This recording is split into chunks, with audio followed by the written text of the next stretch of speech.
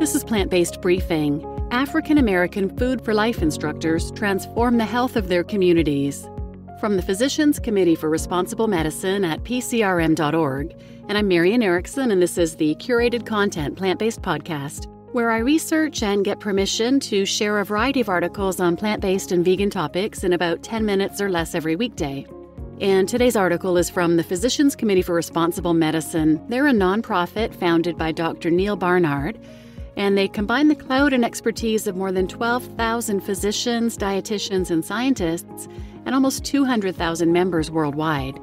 They're working to change the way the doctors treat chronic diseases such as diabetes, heart disease, obesity, and cancer by putting prevention over pills and empowering patients to take control of their own health.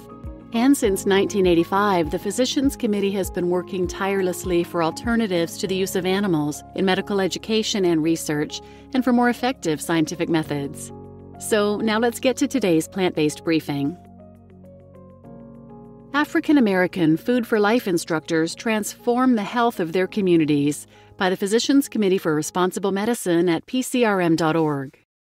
Physicians Committee's international network of licensed Food for Life instructors bring the power of a plant-based diet to communities around the world. Learn more about 3 Food for Life instructors who improved their own health with a plant-based diet and are now inspiring their communities to do the same. The Food for Life Nutrition and Cooking Class program is the Physician Committee's oldest nutrition education program. The community-based program delivers information about adopting a plant-based diet for optimal health directly to the people through in-person and online classes. Rabina Barlow, Olney, Maryland. I lost my mother to a chronic disease when she was 42, and my family has a history of heart disease. 7 years ago, I started to notice my blood pressure, cholesterol, and weight beginning to rise. I started to investigate how the foods we eat affect our health and researched how diet can reverse disease. That led me to the Physicians Committee for Responsible Medicine and adopting a plant-based diet. After going plant-based, I had quick success in bringing down my blood pressure and cholesterol and have kept them in a healthy range. Because I was feeling better, I started to take up running again. I wanted to share my knowledge with others to teach them how to live a healthy, full life, so I decided to get a certificate in plant-based nutrition through Ruby Cooking School. From there, I applied for and became a licensed Physicians Committee Food for Life instructor. I thought if I could show my family, friends, the African American community, and others who wanted to learn that food can improve our health, then I would be doing some good in the world.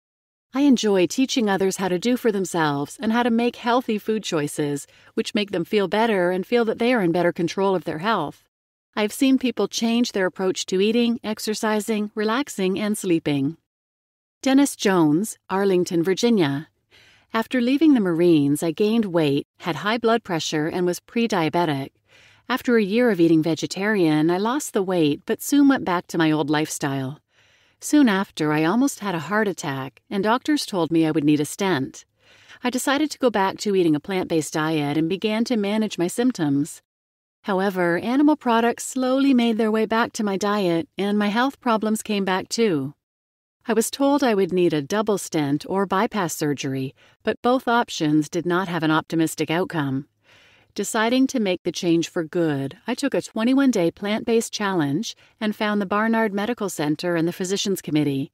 I have been plant-based ever since and became a Food for Life instructor to teach others how they can change their life with food.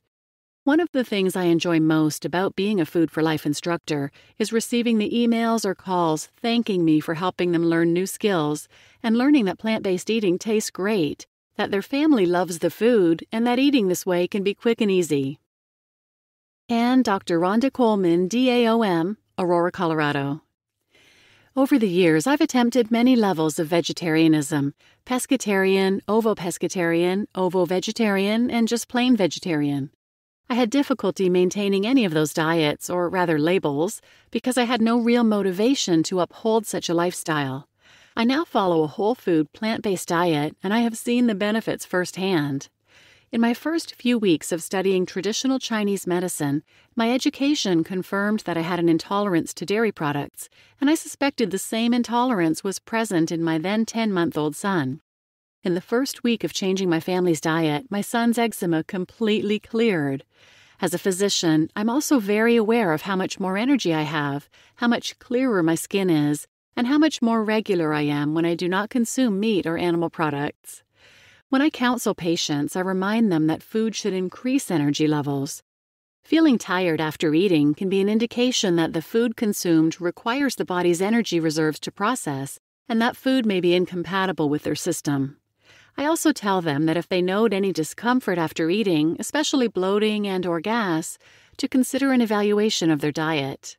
A major strategy in disease prevention and health equity should be to offer more nutritional health education and invest in more fresh food in lower-income neighborhoods. Food is such an important tool to complete health. You just listened to African American Food for Life instructors transform the health of their communities by the Physicians Committee for Responsible Medicine at PCRM.org.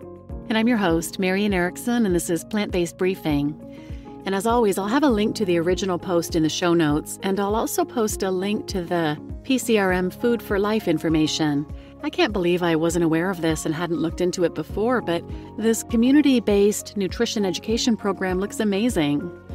You can sign up to get certified as an instructor, of course, but you can also find classes, and some of them are online that you can attend.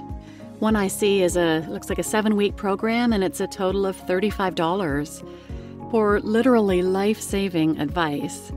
So feel free to look into that. I'll have a link in the show notes, and please share this episode with anyone who might benefit. Thanks for listening.